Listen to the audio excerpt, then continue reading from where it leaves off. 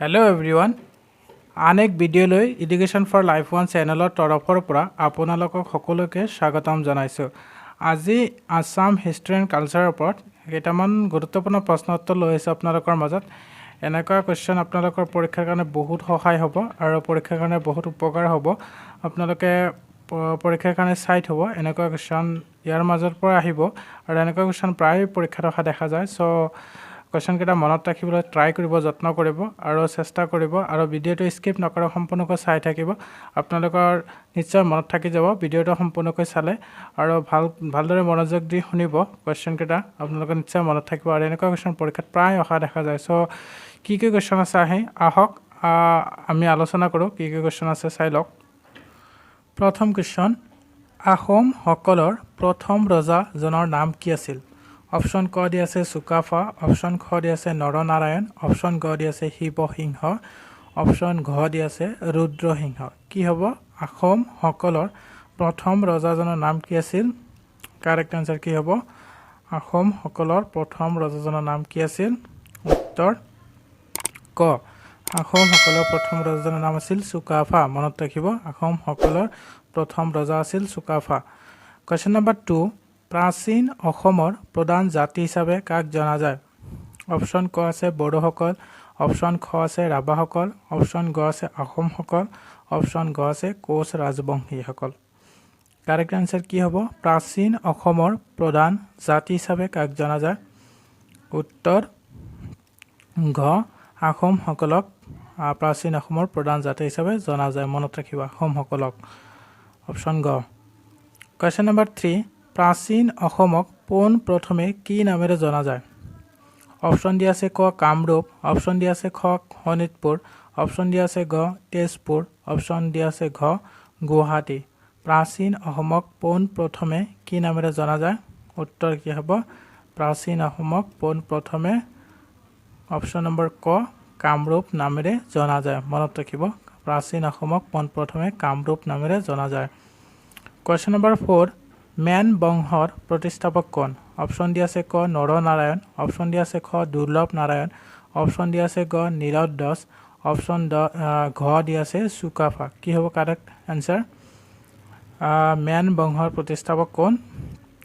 Correct answer কি হ'ব? Man বংশৰ প্ৰতিষ্ঠাপক আছিল উত্তৰ ঘ নীলধ্বজ। নীলধ্বজ মনত ৰাখিব, মেন বংশৰ প্ৰতিষ্ঠাপক নীলধ্বজ আছিল। কুৱেশ্যন নম্বৰ 5, জয়ধ্ৰত বধ কাব্য কাৰ ৰচনা? জয়ধ্ৰত বধ কাব্য কাৰ ৰচনা? অপশ্যন দি আছে ক কবিৰত্ন সৰস্বতী, অপশ্যন দি আছে খ হেম সৰস্বতী, অপশ্যন গ মাধৱদেৱ, অপশ্যন ঘ বিশ্বসিংহ। কি হ'ব কাৰেক্ট এনচাৰ? জয়ধ্ৰত বধ কাব্য কাৰ ৰচনা? চৰি, এনচাৰটো লিখিবলৈ পাহৰি গ'লোঁ। চ' আপোনালোকে কমেণ্ট কৰি জনাব যদি জানে। কুৱেশ্যন নম্বৰ 6, কোনজন ভূঞা ৰজাই কমতা ৰাজ্য হস্তগত কৰিছিল? অপশ্যন দি আছে ক আৰমিত্য, অপশ্যন দি আছে খ দুৰ্লভ নাৰায়ণ, অপশ্যন দি আছে ক চুকাফা, অপশ্যন দি আছে ঘ নৰনাৰায়ণ। কি হ'ব কাৰেক্ট এনচাৰ? কোনজন ভূঞা ৰজাই কমতা ৰাজ্য হস্তগত কৰিছিল? উত্তৰ হ'ব ক আৰিমত্ত ৰজাই ভূঞা ৰজাই কমতা ৰাজ্য হস্তগত কৰিছিল। আৰিমত্ত ৰজাই। মনত ৰাখিব। কুৱেশ্যন নম্বৰ 7, প্ৰাচীন কামৰূপৰ ৰাজধানী ক'ত আছিল? প্ৰাচীন কামৰূপৰ ৰাজধানী ক'ত আছিল? অপশ্যন দি আছে ক তেজপুৰ, অপশ্যন দি আছে খ উত্তৰ গুৱাহাটীত, অপশ্যন দি আছে গ যোৰহাট, অপশ্যন দি আছে ঘ শিৱসাগৰ। প্ৰাচীন কামৰূপৰ ৰাজধানী ক'ত আছিল? কাৰেক্ট এনচাৰ হ'ব খ উত্তৰ গুৱাহাটীত আছিল প্ৰাচীন কামৰূপৰ ৰাজধানী। মনত ৰাখিব, উত্তৰ গুৱাহাটীত। কুৱেশ্যন নম্বৰ 8, কোনজন পণ্ডিতে দুৰ্লভ নাৰায়ণক এজন শ্ৰেষ্ঠ ৰজা বুলি উল্লেখ কৰিছিল? অপশ্যন দি আছে ক হেম সৰস্বতী, অপশ্যন দি আছে খ ৰত্ন সৰস্বতী, অপশ্যন দি আছে গ শংকৰদেৱ, অপশ্যন ঘ আছে মাধৱদেৱ। কোনজন পণ্ডিতে দুৰ্লভ নাৰায়ণক এজন শ্ৰেষ্ঠ ৰজা বুলি উল্লেখ কৰিছিল? উত্তৰ হ'ব ৰত্ন সৰস্বতী। অপশ্যন খ ৰত্ন সৰস্বতী। মনত ৰাখিব, ৰত্ন সৰস্বতী। কুৱেশ্যন নম্বৰ 9, হেম সৰস্বতীয়ে কি গ্ৰন্থ ৰচনা কৰিছিল? অপশ্যন দি আছে ক প্ৰহ্লাদ চৰিত, অপশ্যন দি আছে খ ৰুক্মিণী হৰণ, অপশ্যন দি আছে গ পাৰিজাত হৰণ, অপশ্যন দি আছে ঘ ৰাম বিজয়। কি হ'ব কাৰেক্ট এনচাৰ? হেম সৰস্বতীয়ে কি গ্ৰন্থ ৰচনা কৰিছিল? কাৰেক্ট কাৰেক্ট হ'ব ক প্ৰহ্লাদ চৰিত উত্তৰ প্ৰহ্লাদ চৰিত correct answer question number mistake আছে 11 হ'ব লাগিছিল কোৱেশ্চন নম্বৰ 11 পৰীক্ষিত নাৰায়ণ কাৰ পুতেক আছিল অপচন দিয়া আছে ক ৰঘুদেৱ অপচন দিয়া আছে খ নৰনাৰায়ণ অপচন দিয়া আছে ঘ চুকাফা অপচন দিয়া আছে ঘ বিশ্বসিংহ কি হ'ব কাৰেক্ট আনসাৰ পৰীক্ষিত নৰনাৰায়ণ কাৰ পুতেক আছিল উত্তৰ ৰঘুদেৱৰ পুতেক আছিল পৰীক্ষিত নাৰায়ণ অপচন নম্বৰ ক কাৰেক্ট আনসাৰ ৰঘুদেৱ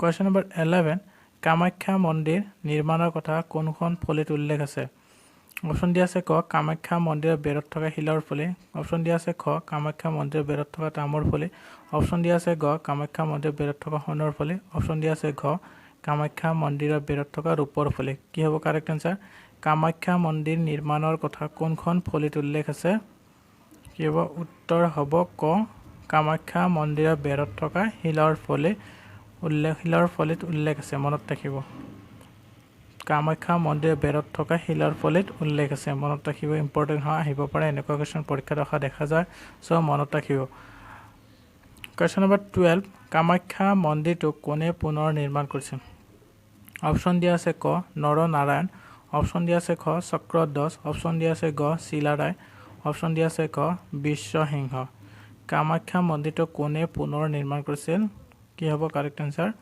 এনেকুৱা কোৱেশ্চন পৰীক্ষাত অহা দেখা যায় আৰু এই কোৱেশ্চনটো প্ৰায় পৰীক্ষাত অহা দেখা যায় সো মনত ৰাখিব অপচন দিয়া আছে ক নৰনাৰায়ণ হ'ব কাৰেক্ট আনসাৰ কামাখ্যা মন্দিৰটো পুনৰ নিৰ্মাণ কৰিছিল নৰনাৰায়ণ মনত ৰাখিব যদি এই ভিডিঅ'টো প্ৰথম চাই আছে আপুনি তেতিয়াহ'লে চেনেলটো ছাবস্ক্ৰাইব কৰি ল'ব আৰু লগতে এটা লাইক কৰি দিব কোৱেশ্চন নম্বৰ 13 কোচ ৰাজ্যৰ প্ৰতিষ্ঠাপক কোন আছিল কোচ ৰাজ্যৰ প্ৰতিষ্ঠাপক কোন আছিল কোচ ৰাজ্যৰ প্ৰতিষ্ঠাপক কোন আছিল কমেন্ট কৰি জনাওক আপুনি কমেন্ট কৰি জনাওক কোচ ৰাজ্যৰ প্ৰতিষ্ঠাপক কোন আছিল যদি জানে কমেন্ট কৰি জনাব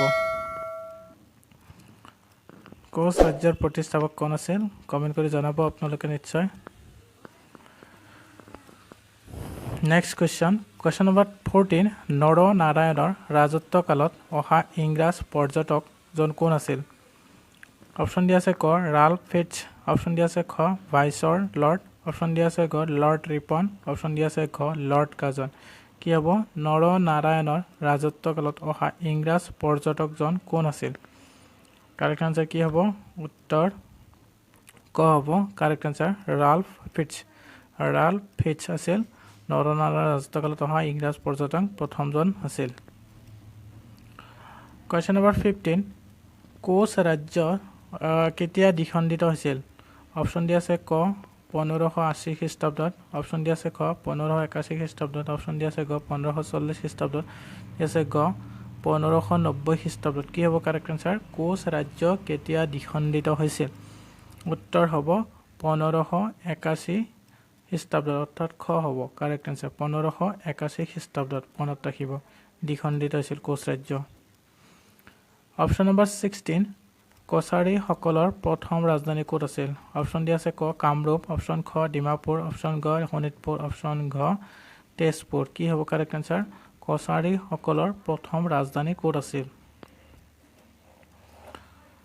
উত্তৰ হ'ব খ ডিমাপুৰ আছিল কছাৰী সকলৰ প্ৰথম ৰাজধানী মনত ৰাখিব ডিমাপুৰ আছিল কছাৰী সকলৰ প্ৰথম ৰাজধানী মনত ৰাখিব ইম্পৰ্টেণ্ট হয় কোৱেশ্চন নম্বৰ 17 অসমৰ নৱবৈষ্ণৱ ধৰ্মৰ গুৰিধৰোতাজন কোন আছিল অপচন দিয়া আছে ক শংকৰদেৱ অপচন দিয়া আছে খ মাধৱদেৱ অপচন দিয়া আছে গ অনন্ত কণ্ডলী অপচন দিয়া আছে ঘ মাধৱ কণ্ডলী মনত ৰাখিব অসমৰ নৱবৈষ্ণৱ ধৰ্মৰ গুৰিধৰোতাজন আছিল উত্তৰ শংকৰদেৱ আছিল অৰ্থাৎ ক নম্বৰ কাৰেক্ট আনসাৰ শংকৰদেৱ নৱবৈষ্ণৱ ধৰ্মৰ গুৰিধৰোতাজন আছিল শংকৰদেৱ মনত ৰাখিব যদি ভিডিঅ'টো আপুনি প্ৰথম চাই আছে তেতিয়াহ'লে চেনেলটো ছাবস্ক্ৰাইব কৰি ল'ব অনুগ্ৰহ কৰি লগতে এটা লাইক কৰি দিব কোৱেশ্চন নম্বৰ 18 চুতীয়াসকলৰ ৰাজধানী ক'ত আছিল অপচন নম্বৰ ক ধুবুৰী অপচন নম্বৰ খ চৰাইদেউ অপচন নম্বৰ ঘ শদিয়া অপচন নম্বৰ ঘ যোৰহাট চুতীয়াসকলৰ ৰাজধানী ক'ত আছিল বহুত ইম্পৰ্টেণ্ট হয় মনত ৰাখিব চুতীয়াসকলৰ ৰাজধানী আছিল শদিয়া অপচন নম্বৰ ঘ শদিয়া আছিল মনত ৰাখিব ইম্পৰ্টেণ্ট হয় কোৱেশ্চন নম্বৰ 19 কোন চনত চুতীয়া ৰাজ্য পতন ঘটিছিল কোন চনত চুতীয়া ৰাজ্য পতন ঘটিছিল অপশ্যন ক দিয়া আছে 1520 1570 চনত 1523 চনত 1540 চনত কি হ'ব কাৰেক্ট আনসাৰ কোন চনত চুতীয়া ৰাজ্যৰ পতন ঘটিছিল উত্তৰ হ'ব ঘ 1523 চনত মনত ৰাখিব 1523 চনত বহুত ইম্পৰ্টেন্ট হয় মনত ৰাখিব কোৱেশ্চন নম্বৰ 20 আহোম ৰজা ৰুদ্ৰসিংহৰ সমসাময়িক কছাৰী ৰজাজন কোন আছিল অপশ্যন দি আছে ক তাম্ৰধ্বজ নাৰায়ণ অপশ্যন দি আছে খ নৰনাৰায়ণ অপশ্যন দি আছে ঘ দুৰ্লভ আৰু অপশ্যন দি আছে ঘ চক্ৰধ্বজ কি হ'ব কাৰেক্ট আনসাৰ আহোম ৰজা ৰুদ্ৰসিংহৰ সমসাময়িক কছাৰী ৰজাজন আছিল কোন উত্তৰ হ'ব ক তাম্ৰধ্বজ নাৰায়ণ মনত ৰাখিব তাম্ৰধ্বজ নাৰায়ণ বহুত ইম্পৰ্টেন্ট হয় মনত ৰাখিব কোৱেশ্চন নম্বৰ 21 যশ নাৰায়ণৰ আন এটা নাম কি আছিল অপশ্যন দি আছে ক শত্ৰু দমন অপশ্যন দি আছে ক শক্তি অপশ্যন গ না আৰু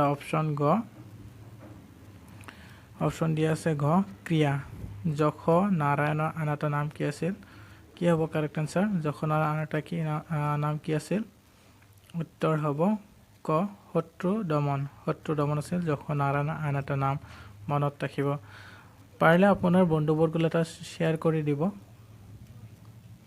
কোৱেশ্চন নম্বৰ 22 চুকাফাৰ সমসাময়িক কছাৰী ৰজাজন কোন আছিল চুকাফাৰ সমসাময়িক কছাৰী ৰজাজন কোন আছিল অপশ্যন দি আছে ক বিচাৰপত্ৰিকা অপশ্যন দি আছে খ নৰনাৰায়ণ অপশ্যন দি আছে গ গোবিন্দ চন্দ্ৰ অপশ্যন ঘ চক্ৰধ্বজ কি হ'ব চুকাফাৰ সমসাময়িক কছাৰী ৰজাজন কোন আছিল উত্তৰ ক বিচাৰপত্ৰিকা আছিল চুকাফাৰ সমসাময়িক কছাৰী ৰজা মনত ৰাখিব ইম্পৰ্টেন্ট এনেকুৱা কোৱেশ্চন পৰীক্ষা দিয়া দেখা যায় সো মনত ৰাখিব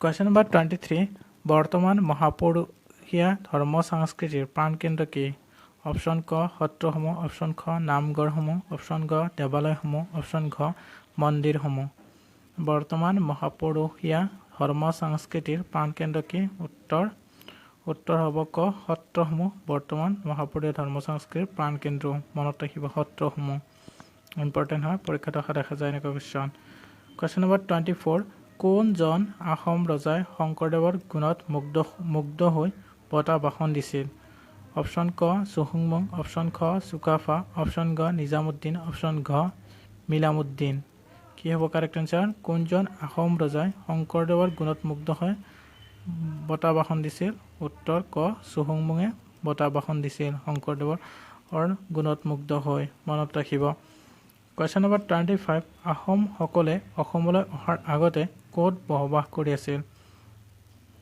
অপশ্যন নম্বৰ ক অৰুণাচল প্ৰদেশ অপশ্যন খ মাওলুং ৰাজ্যত অপশ্যন গ ডিমাপুৰ অপশ্যন গ গাৰো পাহাৰত কি হ'ব কাৰেক্ট আনসাৰ আহোম সকলে অসমলৈ অহাৰ আগতে ক'ত বসবাস কৰি আছিল উত্তৰ খ মাওলুং ৰাজ্যত মনত ৰাখিব ইম্পৰ্টেন্ট হয় মাওলুং ৰাজ্যত কোৱেশ্চন নম্বৰ 26 লাষ্ট কোৱেশ্চন আপোনালোকে ভিডিঅ'টো চাই কেনেকুৱা লাগিল জনাব ভাল লাগিলে লাইক কৰিব কমেন্ট কৰিব শ্বেয়াৰ কৰিব আৰু সাবস্ক্ৰাইব কৰিবলৈ একেবাৰে নাপাহৰিব আপোনাৰ বন্ধুবৰ্গলৈ এটা শ্বেয়াৰ কৰি দিব লাষ্ট কোৱেশ্চন কি হয় প্ৰাচীন কামৰূপত হিন্দু ধৰ্মত দীক্ষা গ্ৰহণ কৰা ৰজাজনৰ নাম কি আছিল অপশ্যন ক আছে কুমাৰ ভাস্কৰ বৰ্মন অপশ্যন খ আছে নৰনাৰায়ণ অপশ্যন গ আছে চক্ৰধ্বজ সিংহ অপশ্যন গ আছে বিশ্বসিংহ কাৰেক্ট আনসাৰ হ'ব অপশ্যন ক কুমাৰ ভাস্কৰ বৰ্মন ভিডিঅ'টো চোৱাৰ কাৰণে বহুত ধন্যবাদ থাকিল আপোনালোকে ইমান টাইম ধৈৰ্য সহকাৰে চোৱাৰ কাৰণে বহুত ধন্যবাদ থাকিল জয় অসম আৰু চেনেলটো সাবস্ক্ৰাইব কৰি ল'ব